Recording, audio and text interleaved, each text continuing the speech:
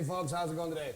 So let's talk about something small and trivial that a lot of people overlook. Let's talk about how we connect our winch to a tree saver, to a winching point on somebody's vehicle or anything of that nature.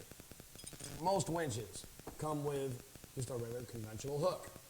Nothing special, they're just hooks. Now this will work for 90% of you just fine with no issues whatsoever.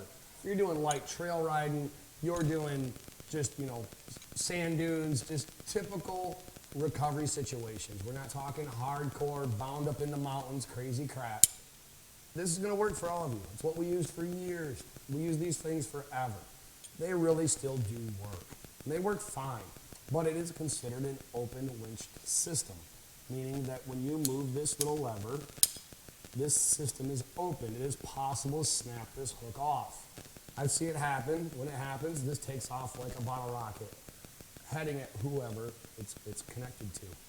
So there are some dangers with running a system like this, but it's not very likely you're going to run that scenario. If you do want to upgrade to something that maybe looks more stylish, maybe has just better aesthetic appeal to it, or ultimately is safer, there's a couple options. This here is a thimble. It's a winch thimble. It mounts really easily. You pull a little clip off, slide the pin out, and then where this would normally go around your rope, and we'll show you here in a minute, you just put your rope in there and you're done. Or your wire. I always recommend rope. We'll put another video on that someday. So this is a winch thimble. It's very basic. It works very well. It has a hole in the middle. It's considered a closed winch system. So there's no hook here to open and spread or break. So when you go to use this, we'll do a close-up here for you, you're going to want to have soft shackles. 3/4 inch D-rings will work as well. Problem with 3/4 inch D-rings, they take off like bottle rockets, and they can spread apart and pull threads. So there's all sorts of problems there. The other thing is that when you put this on your winch rope, it will mount on your vehicle like so, and I'll show you a close-up of that in just a second. The problem with that is that it sticks out and looks like it's got a big-ass nose. So while it works, and it works well, actually I prefer this over the hook any day of the week, you can still hit yourself on it, you can hit your knees on it, you can walk into it, you can smash it into rocks, all sorts of stuff. And it'll take a lot of abuse, it doesn't really matter, you can run into rocks. I don't really care, I've beat the crap out of mine, no issues whatsoever. New fandangle thing is basically the same concept, but now this one's called a flat link. When you mount this to the vehicle, it will sit flat. I'll show you a close-up of that in a second. So when this sits flat, it's a lot harder to hit stuff on it. Still got the same rating, if not even better. Still closed winching system, it's much, much safer. So what we're gonna do is we're gonna show you some close-ups of how these mount on the vehicle, and then we're gonna change one out too. So am I telling you need to run right out to your local off-road shop and buy one of these? Nope, not at all. I'll never tell you that. I tell you they look super goddamn sweet. That's what I'll tell you. And I'll also tell you, if you're gonna head out west, or if you're gonna be in the mountains, you're gonna be doing some hardcore rock crawling, you know you're gonna get yourself in some really bad situations, you can make really bad decisions just like I do. Then you might really wanna consider one of these. They're less than $100. They're very affordable. In the grand scheme of building a Jeep, $100 is almost nothing, really. So, old school steel hook that has a tendency to try to kill you when you're least expecting it, or a closed winching system, whether it be a thimble or a flat link, it's a great upgrade. It just really is. So here, let's change one out and see how this looks. All right, so you got a regular metal hook on your winch, right? You hook it to your D-ring, because that's what we've all done for 100 years. And you run it out, and it's still sticking out here. It's easy to hit. You can run into stuff. You can hook yourself on it. It just kind of looks crappy from an aesthetic standpoint only. But again, this works. So if you want to go to something a little bit better, something a little bit safer, something that looks more aesthetically pleasing, we have options.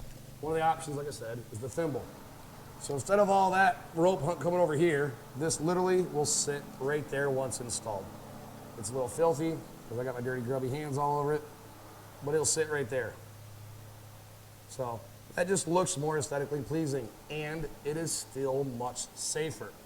The next option, which is the option my buddy Bob here chose, is we're going to show you here, we're going to install this. Once we install this, it'll sit nice and flat. So when you loosen the winch, you can pull it, you can hook everything up to it the way you need to, but when you're done, it'll just sit here nice and flat, clean. That's why it's called a flat link. So let's change this out and put this flat link on for Bob. First thing you gotta do, remove your old hook. Or whatever the piece of crap contraption you had on your winch to begin with. Take off the cotter pin, take off the pin, you know what you do those? Throw them away, trash. You look at the hook, throw the darn thing away, it's trash. So, that was pretty difficult. Next, these closed winching systems will have a snap ring inside. You remove the snap ring. You do not have snap ring pliers, Harbor Freight, Tractor Supply Store, Walmart, pretty much everybody sells them. Take off your snap ring. Take out the pin, pretty simple. Put the pin in. Still, this is a relatively simple job.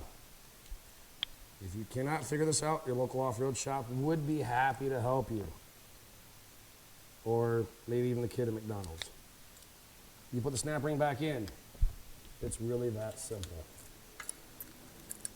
And then you winch it back in. Guess what? That's wrong. That's correct. Look how clean and simple that is. No more coming over here to the D-ring. Just nice, clean, simple, easy installation.